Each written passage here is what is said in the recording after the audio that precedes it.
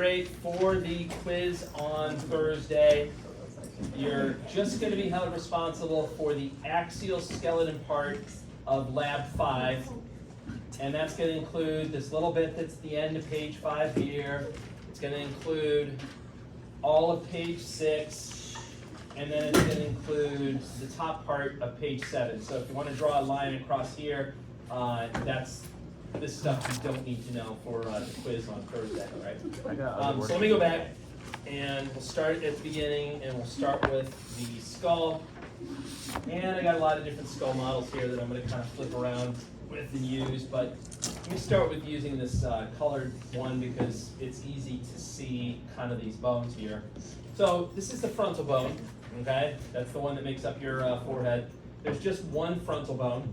And then behind it, shown here in green, these are the two parietal bones. So there's a right and a left parietal bone. Again, you don't have to tell me size. I just wanted to let you know that there were two of them. And then on the side of your head, there's a right and left temporal bone. And then at the very back, there's an occipital bone. Now, there's a couple of other parts that you're supposed to know on the temporal bone. So let me go through some of those parts and name them for you. And actually, I think I'm going to switch to which one? I'm going to switch to this skull. It's still got the it's got the mandible attached, so you can see it. Oops, it did have the mandible attached. Hold on a second. It's falling apart of me. Get in there. Okay. So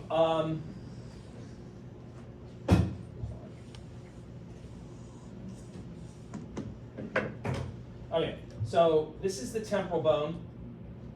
And the couple of parts that you should know on the temporal bone, this little cavity here, not cavity, but sort of indentation that you have, that's called the mandibular fossa. Now, you know, they've got kind of an exaggerated piece of, I guess, supposed to be cartilage there, but that would be the mandibular fossa.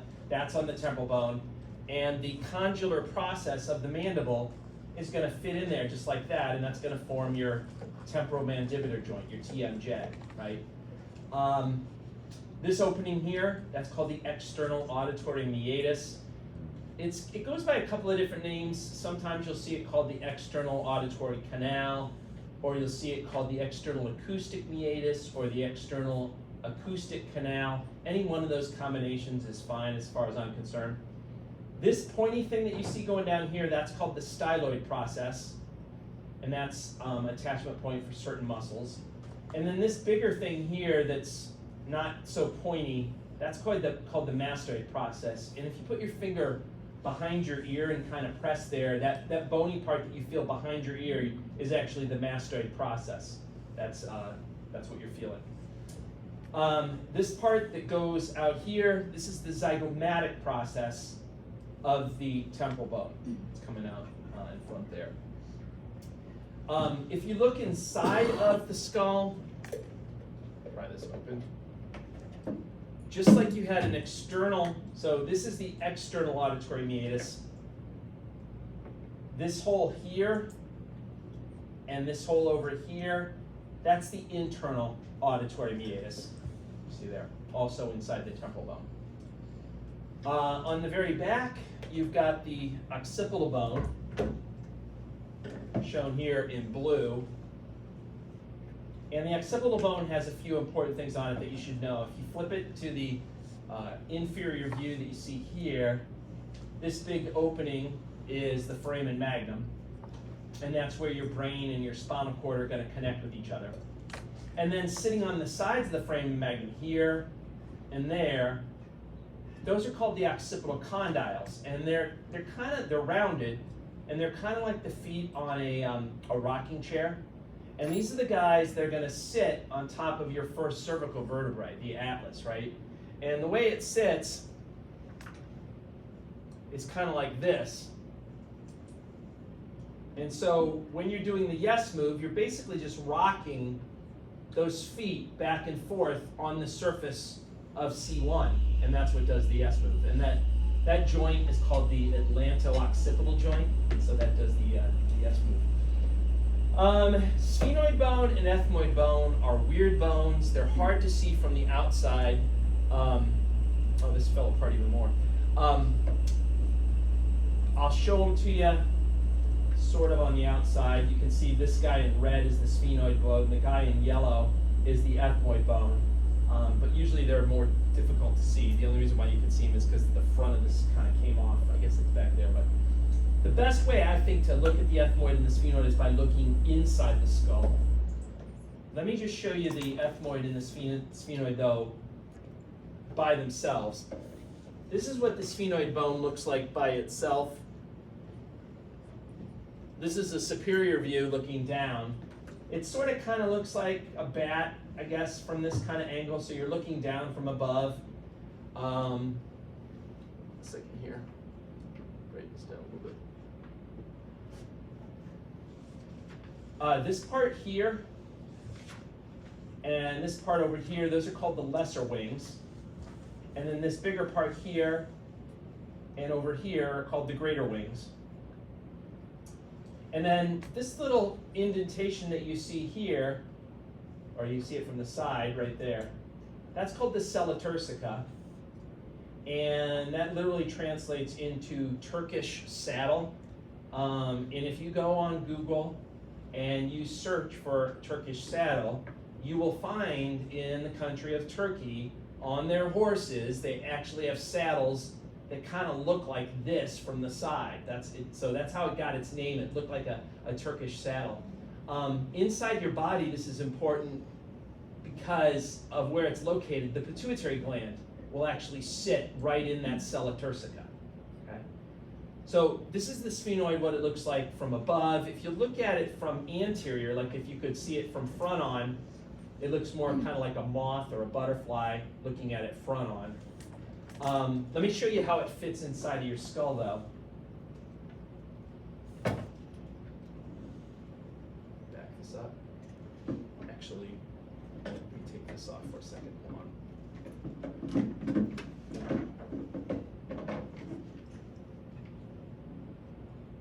So here it is separated, and basically this is fitting down right down in there. So you can see how it kind of fits in over there. So right over here, so then if I look on the inside here, this would roughly be the outline of your sphenoid bone. You can see this would be the lesser wings here, lesser wing over there, greater wing would be like this whole thing, and then this whole thing there, and then this is the sella turcica, that Turkish saddle that I was talking about where the pituitary gland would sit.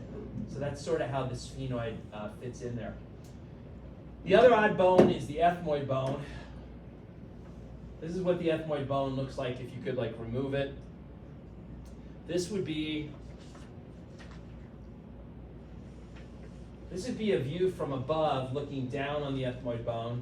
This little thing that's in the middle here that protrudes up, that's called the crista galli.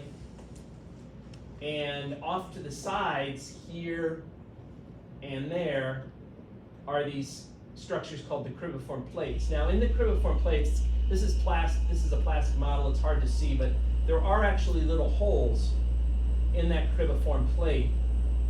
And those holes are there so that sensory neurons that detect smell that are inside your nose, it allows those neurons to basically pass from inside your nose up through these little holes and then connect up to your brain, which is sitting above it.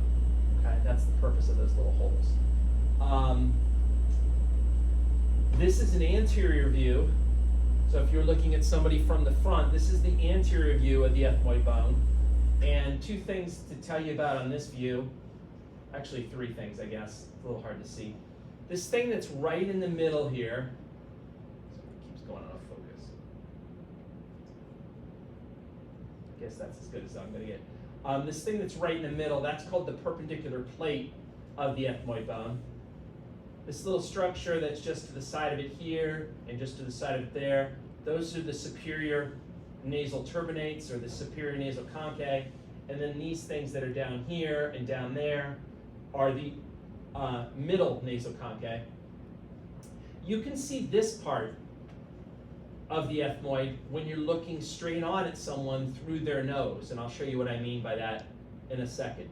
So let me show you the view from above, just like I did before with the sphenoid. So if you look here's the view of the skull from above, and here's this little weird ethmoid bone, and it's basically going to fit in right there, okay? So that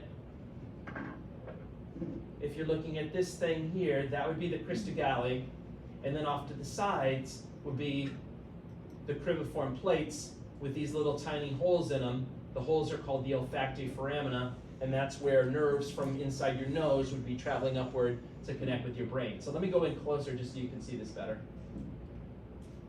How dark is that? That's pretty dark, sorry. Whoop, not what I meant to do. All over the place.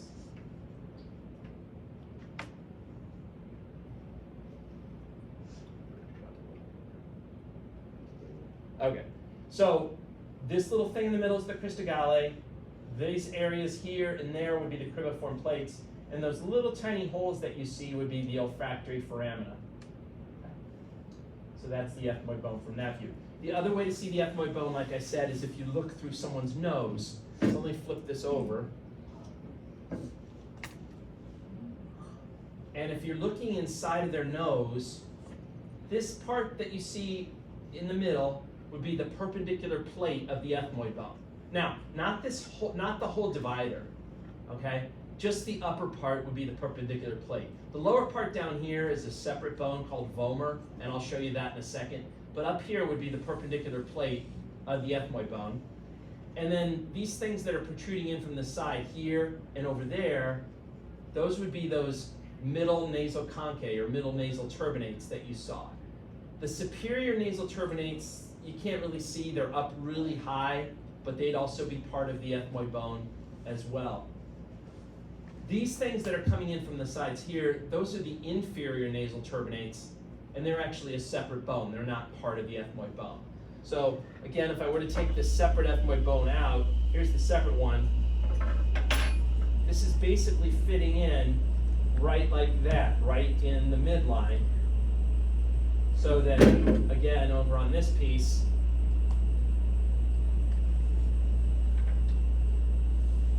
that would be the perpendicular plate in the middle, and then these would be the middle nasal conchae there that you see on the sides. Okay, so that's how it fits in. All right. Ethmoid bone, occipital bone, went through all that stuff. All right, other cranial bone structures to know, the sutures. So the sutures are the joints between the cranial bones. I'm going to go back to the colored one here because it's a little easier to see. So the first suture you should know is the joint you have between the frontal bone and the parietal bone. So that would be this guy that's coming across here. And that's called the coronal suture because it's basically going in the coronal plane. Okay, so that's the coronal suture. Then you have this suture here that comes across that connects the two parietal bones. That would be the sagittal suture. On the side of your head, connecting the parietal bone with the temporal bone, you've got this suture that goes across here. That would be the squamous suture. And then at the very back, connecting the occipital bone with your parietal bones would be this suture that's going up, goes up, and then back down. And that's the one that's supposed to look like a Greek lambda, so they call that the lambdoidal suture. So those are the sutures. Next are the paranasal sinuses. Now the paranasal sinuses are cavities that are inside some of your cranial bones and inside one of your facial bones. Because they're inside the bones, you can't see the paranasal sinuses from the outside. So you kind of need like a drawing, like I showed you before in the PowerPoint. So let me show you that drawing again. And, oh, they didn't log me out. How exciting.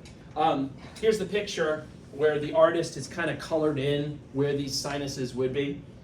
So here's a front-on view. Now remember, there's 4 paranasal sinuses total. 3 of those are in the cranial bones. 1 of those is in a facial bone. So up here, in blue, you have the frontal sinus in the frontal bone. In yellow, you have the maxillary sinus. So that's the one that's inside of a facial bone.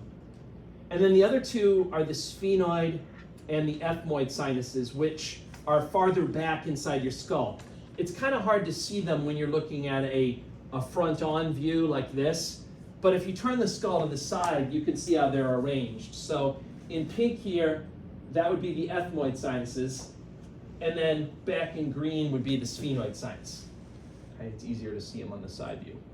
So again, these are cavities. So, you know, if I was going to ask you about these things like on the quiz on Thursday or on the lab practical, I guess I could show you a picture like this and point to one of these things. Or I might just take one of the skulls and say, like, what cavity would you find inside of this bone, right? I could point to the frontal bone and say, what's the name of the space or the cavity that's inside here, in which case you used to say, like, frontal sinus. Or I might point to this bone and say, like, what's the name of the cavity inside there? And you should say maxillary sinus. So I could ask it kind of that way. All right. Next are the fontanelles. So the fontanelles are the soft spots on the baby's head. Anyone touch the baby's skull? Uh-oh, that's 7 years bad luck. No, I don't know. There's nothing wrong with touching the It is a real baby skull. I don't know any of the backstory. Don't jump on me about it. I have no idea, but it is a real baby skull. So there are 4 fontanelles that you should be aware of. The biggest fontanelle is always this guy here. That's the anterior fontanelle. It's also called the frontal fontanelle. It's the largest fontanelle, and it's also the last one to close. Okay?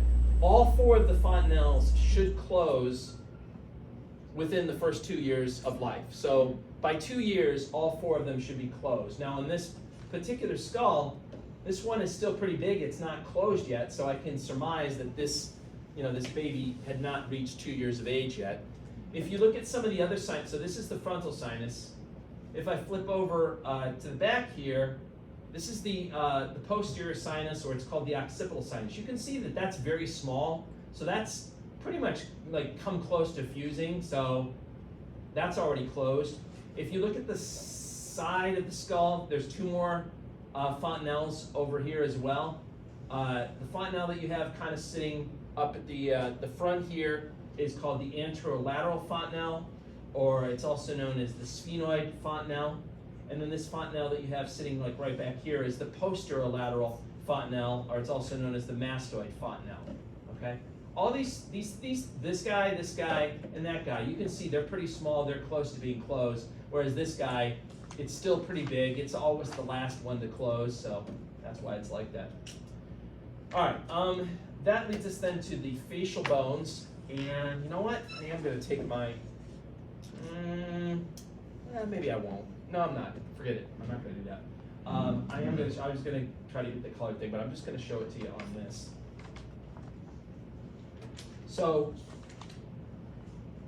is that super white? Yeah, hold on a second.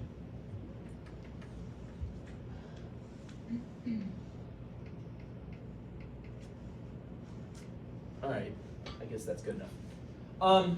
So, on the surface of your, or on the bridge of your nose, you have these 2 little nasal bones. So like if you wear glasses, that's kind of, these are the little bones that sit here and sit there. That's what your glasses are sitting on. Okay, that's the nasal bones. On the insides of your eye sockets here, and then over here, are the lacrimal bones. The lacrimal bones contain the ducts that drain your tears from your eyes. We'll talk about how that works when we do chapter 17, the special senses chapter. If you flip the skull and look at the roof of the mouth, so you'd have to remove the mandible, at the back of your mouth, back here, at the back of the roof of your mouth. In other words, if you put your finger inside your mouth and you pressed upward and you kept walking backwards with your finger, when you got to the very last part that was still hard before it started to get soft, back here you'd find what are called the palatine bones. They're at the very back. And let's see here. Actually, you know what? Let me go grab that. Let me grab that piece that came off because it's a little bit easier to see on that piece. I don't want to. I can. That's okay. I don't know why this fell off. It's like these things are almost falling apart.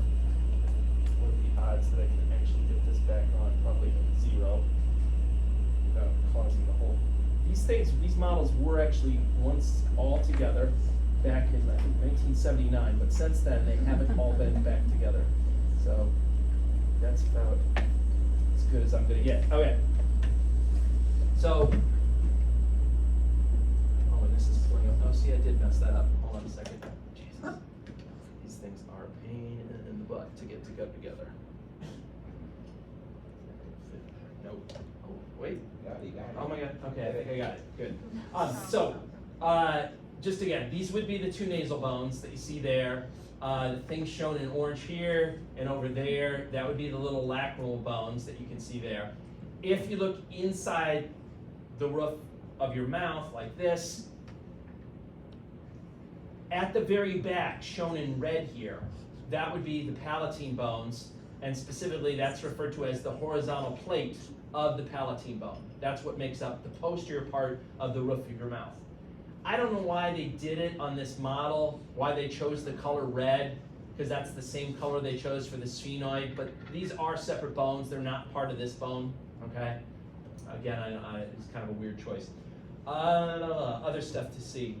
The inferior nasal conchae. So, again, if you go inside the nose, I already mentioned this before, but let me just say it again. If you go inside the nose, you see these things protruding from the sides. This guy here and this guy over here are the middle nasal conchae, and they're part of the ethmoid bone. The superior nasal conchae, which you really can't see on the model, they'd be up really high, they're also part of the ethmoid bone. But this lowest one that you see here and then over there, that's the inferior nasal conchae or inferior nasal turbinates, and they are a separate bone. They're not part of the ethmoid bone. Okay. That then also brings us to the topic of vomer. Vomer is the lower part of the nasal septum. So down here, the bony divider down here is made up of this weird bone called vomer, versus the upper part is made up of the perpendicular plate of the ethmoid bone. Okay. What does vomer actually look like? Well, let's see, where is it? Here it is. So vomer has this weird shape to it. It's very thin, looks like this, okay? But vomer basically fits in, back this up, it fits in just like this, okay? That's fitting inside there, right in the middle. So all the way back, that's how vomer fits in. Okay. It's a weird bone. It's one of the few facial bones that's unpaired, right? Most of your facial bones have a left and a right. Vomer doesn't, because it's in the midline. There's just that one vomer. Okay. Other stuff. The maxilla. The maxilla are basically, your cheekbones. Let me go back to the colored skull because it's easier to see. So shown here in dark purple, those would be the maxilla. Remember, inside of them, they will be hollow. There'll be a maxillary sinus inside of the maxilla. If you look at that. Zygomatic bones, oh sorry, before I leave the maxilla, just something to tell you. If you look inside of the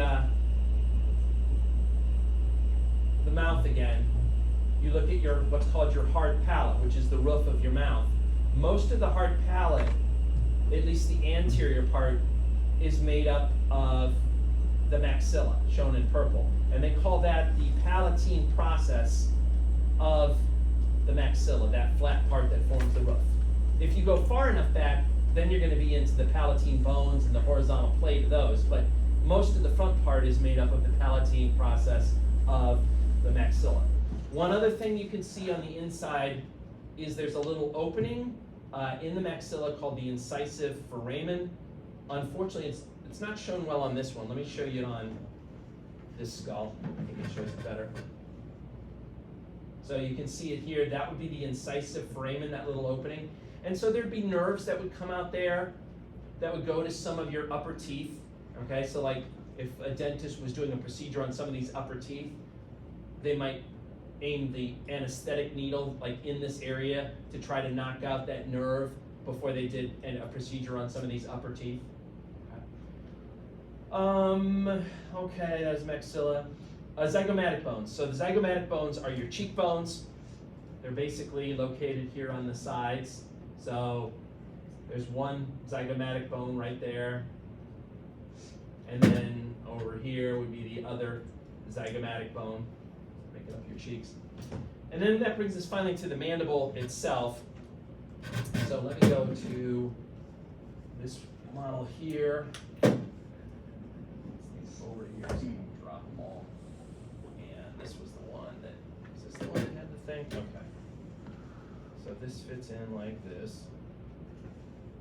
It's always hard to know if you're fitting the right if you're putting the right mandible with the original skull that it came from, but I think I matched it up. All right, good enough. So here's the mandible. Actually, let me flip over to this side. This is called the condylar process, or it's also known as the mandibular condyle. And that's what's going to fit into the mandibular fossa of the temporal bone to form your temporomandibular joint. And that, that's a joint that gives a lot of people problems. You've heard of TMJ disorder and such. And like this little joint can slide and slip and things and can cause popping sounds and pain in certain people. But that's formed by, again, the mandibular condyle or the condylar process forming joint with the mandibular fossa of the temporal bone. Now I'm going to take this off, actually. Move this.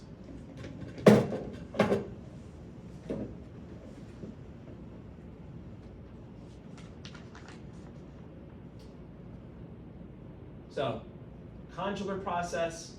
Then you've got this other process that comes up here. This is called, it's more pointy. That's called the coronoid process. That's an attachment point for some muscles that help to like close your mouth when you're chewing. And then the space between them, they even name that, they call this the mandibular notch. So that's the kind of space in between the mandibular condyle and the coronoid process that you have there. This whole area of the mandible here, or if you prefer, this whole area over on this side, they call that the mandibular ramus.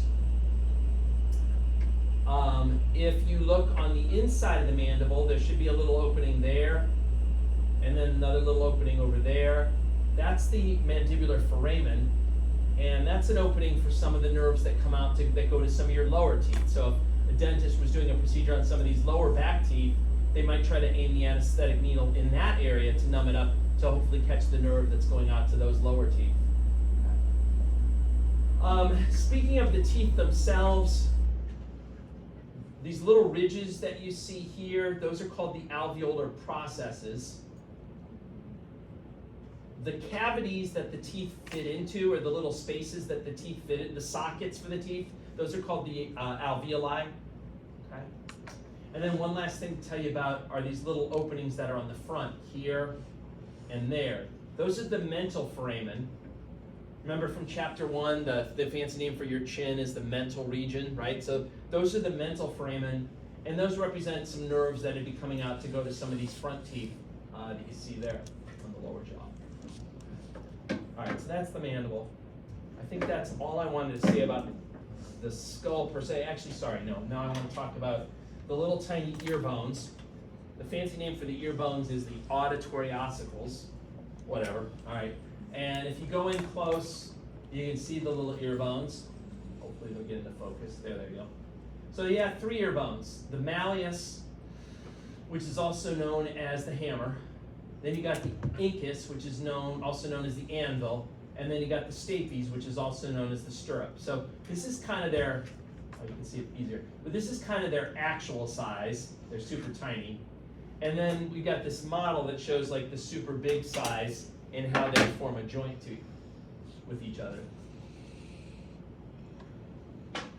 So this is like maybe the size you'd find like a blue whale or something, right? This is huge, but this would be the malleus. This is the hammer, and this part of the hammer attaches to the inside of your eardrum. So when a sound wave comes in through your ear, it makes your eardrum vibrate, which then causes the malleus to move. Now the malleus forms a joint here with the incus. So this is the incus. So when the malleus moves, the incus then moves. And then the incus forms a joint with the stapes right here. And so when the incus moves, the stapes moves. When the stapes moves, I don't want to get too far into the details, we'll cover this more later, but basically this is connected up with your inner ear, and when this moves, it pushes fluids inside of your inner ear that will ultimately get converted into an electrical signal that you'll perceive as sound. Okay, that's basically what's going on. Hyoid bone. Hyoid bone's a crazy little bone. Remember, it's the only bone that doesn't form a joint with another bone in your body. Remember, the hyoid bone is going to sit up high in your neck, and then it's got this weird kind of horseshoe shape to it. When you look at the hyoid bone, this front part here would be the body. These little pointy things that look like teeth, they call those the lesser horns. And then the parts that kind of go backwards, like here or over here, those would be the greater horns. Okay. That's your hyoid. Then that finally brings us to the vertebral column, and we got all these different vertebrae to look at. So let me get my vertebrae together here. I hope so. All right, so let's look at it's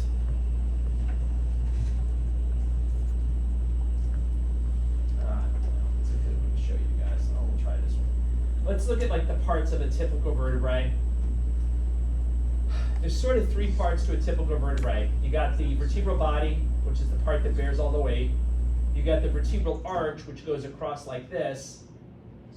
And then you've got 7 processes that come off of that vertebral arch.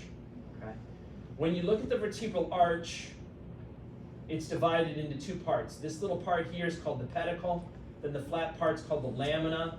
Then you have another lamina, and then you have a pedicle again. So pedicle, lamina, lamina, and then pedicle again. That makes the vertebral arch. Coming off of it are 7 processes. The one that comes off the very back is called the spinous process, we see there. The ones that come off the sides here and there, those are the transverse processes. Then you have 2 processes that go upward, here and there. Those would be the superior articular processes. And then if you flip it over, you have 2 processes that go downward. Those are the inferior articular processes. And so if you stack vertebrae together, the superior articular processes of the lower vertebrae are going to form a joint with the inferior articular processes of the vertebrae above it. And I'll show you how those fit together in a second. So if you count the processes, you got 7. You got this guy back here, that's 1. Then 2, 3, 4, 5,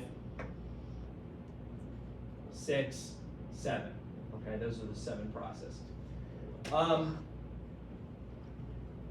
Now, when you have 2 vertebrae that are stacked together, let's see which ones I got here. Okay. The hole that's in the middle, that's the vertebral foramen. That's where you'd find the spinal cord. Okay. But when you stack vertebrae together, first of all, notice what I said. You basically have the inferior articular process of this vertebrae forming a joint with the superior articular process of the vertebrae below it. In between the bodies, of course, like right in here, would be where the disc would be, right? Actually, I got these mixed up. It should be like this. So that's where the disc would be, inside of there. And then when you stack the vertebrae together, they kind of create a hole on the side. The hole that's created on the side is called the intervertebral foramen, and that's where like nerves that are coming out of the spinal cord would go and then travel to other parts of the body. All right. Now, let me go through the specific vertebrae that are in. Well, let me go through the regions of vertebrae: cervical, thoracic, and lumbar, and tell you how you can tell them apart. Keep in mind that most of the time, you're not going to have to tell me a specific vertebrae. You're not going to have to be like, oh, that's T3, or oh, that's L2. You just need to say whether it's cervical, thoracic, or lumbar, with the exception of C1 and C2, because C1 and C2 have such a characteristic shape, you should be able to specifically identify them. But for all the other vertebrae, you just have to tell me what region it's from. So first, let me show you C1 and C2 because they're special. So here they are, whoops, in all their glory, right? C1 is basically just a ring, okay? C1 doesn't have a vertebral body. It doesn't have a spinous process coming out the back. It's just basically a ring. Whereas C2, and again, you could call it C1 if you want to, that's fine. You could also call it the atlas, that's the fancy name for it. C2, on the other hand, you call it C2, or you could call it the axis, and it's going to have this special thing going up called the dens. No other vertebrae has a dens that goes up like that, right? No other vertebrae has any dens, period. So if you see that, you know you're looking at C2, the axis. The way that the two fit together is basically just like this. So C1 will sit on top of C2 like this, and of course when you do your no move, you're spinning C1 around the dens of C2, and that's allowing you to do the no movement, okay? Keep in mind, in that joint that does the no movement, that's called the atlantoaxial joint, because it's between the atlas and the axis. That's not the same joint that does the yes move, just to remind you. The yes move is done by the occipital bone sitting on top here and basically rocking back and forth like the feet on a rocking chair, and that joint is known as the atlanto-occipital joint. Okay. All right. Now let me show you the features of just general vertebrae in different areas. This here is a cervical vertebrae. It's small. Overall, it's going to be the smallest vertebrae. Number two, the spinous process usually has like a sort of fork in it, like it looks like there's two parts to it. But by far, I think the easiest way to know a cervical vertebrae is just that you're going to see three holes. You'll have the big hole, like all of them do, the vertebroforamen, but then you'll have these two extra holes that are inside the transverse process. No other vertebrae looks like that except cervical. So if you see that, you know you're dealing with a cervical. All right? Done. Next, a thoracic vertebrae. How do you know it's thoracic? Well, first of all, you can rule out that it's a cervical because it only has one hole, so you know it's not cervical. How do you know it's thoracic versus lumbar? Look on the transverse processes, and you should see little indentations for where the ribs touch, okay? Remember, it's no coincidence that there's 12 thoracic vertebrae and there's 12 pairs of ribs, right? Ribs only connect to thoracic vertebrae, and this little indentation is one of the places where they touch. So when you have a rib basically will connect to a thoracic vertebrae like that, okay? It sits just like that, touching it basically in two places. You got the head part of the rib touching the vertebral body, and then you got this other part of the rib that I'll talk about in a second that touches this little indentation on the transverse process. So if you see indentations, you know you're looking at a thoracic vertebrae. This is a pretty obvious indentation. Sometimes it's a little bit more subtle. You might just see kind of a flattened surface, but if you see that, you know, again, you know you're looking at a thoracic vertebrae. And then finally, and then if all else fails, remember, turn it at an angle, it looks like a giraffe, right? So you got that going on for it. And then lastly, you have the lumbar vertebrae, right? With the lumbar vertebrae, there's only one hole, so you know it's not cervical. If you look at the transverse processes, you don't see any special indentation on the transverse processes where the ribs would touch, so you know it's not thoracic.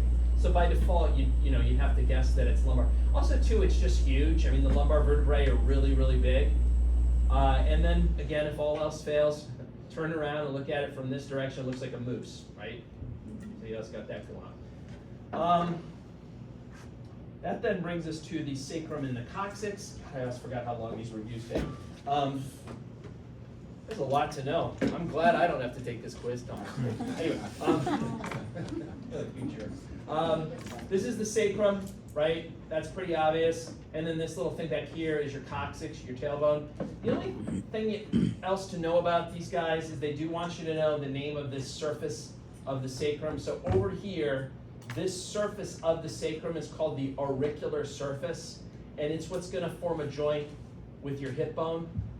Okay, so auricular surface, another auricular surface, and then it forms the joint with the hip bones. Okay, next part, it says intervertebral discs. just bear in mind that in between the vertebral bodies of all vertebrae, except for C1 and C2, you're going to have an intervertebral disc. Okay?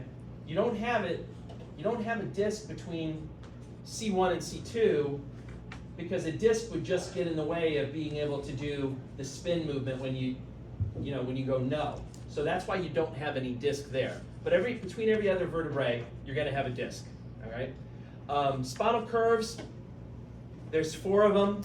When you look from the side, let me go back to this picture here. Let's see here.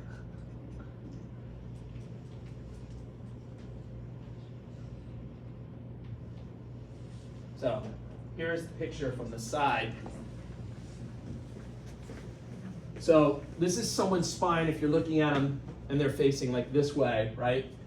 So relative to the front of the body, just remember that the cervical curve, which is up in your neck, and the lumbar curve, they're going to be convex relative to the front of the body. And then the thoracic curve and the sacral curve are going to be concave, right? All right. Sternum.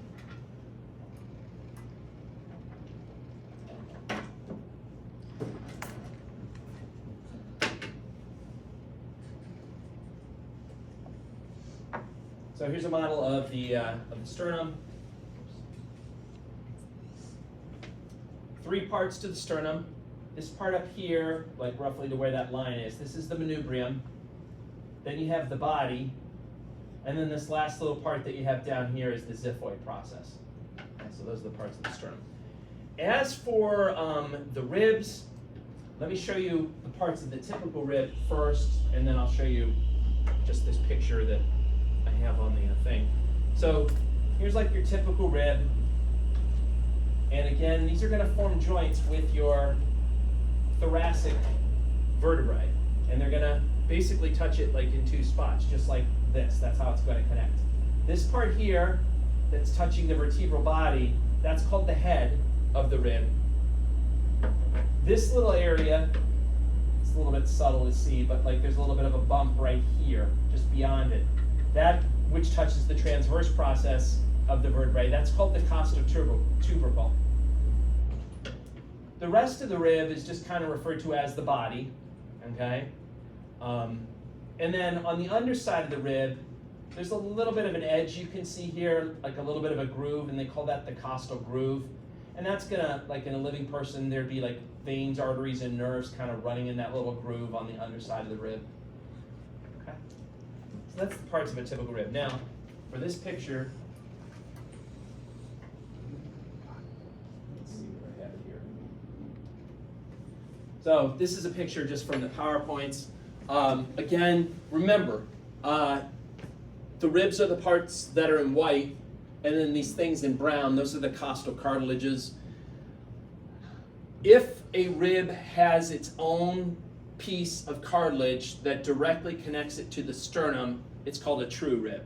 So ribs 1 through 7, 1, 2, 3, 4, 5, 6, 7, if you trace their pieces of cartilage, they've each got their own piece of cartilage that you can kind of follow. It's hard to see the line here, but there's a line separating that. They each have their own piece of cartilage, so they're classified as true ribs. Ribs 8 through 12 don't have their own dedicated piece of cartilage. They either piggyback a ride on someone else's cartilage, or they're not connected to the sternum at all. So you can see 8, 9, and 10, they start out having their own cartilage, but then they quickly fuse together, and they kind of piggyback and hitch a ride on the cartilage of rib 7, all right? And then ribs 11 and 12, they don't connect at all. So 8 through 12 you classify as false ribs. They're all false ribs. And then you could further sub-classify 11 and 12 as being floating ribs because they don't connect to the sternum at all. Okay? All right, I think that's it. That's all you need to know. That's it. Any questions? Any questions about that? Is the quiz still going to be 10 questions? It's still just 10 questions. You just don't know which 10 questions. Yeah. Oh, we need to know everything. And listen, if all else fails, remember, it only counts as 1% of your grade. So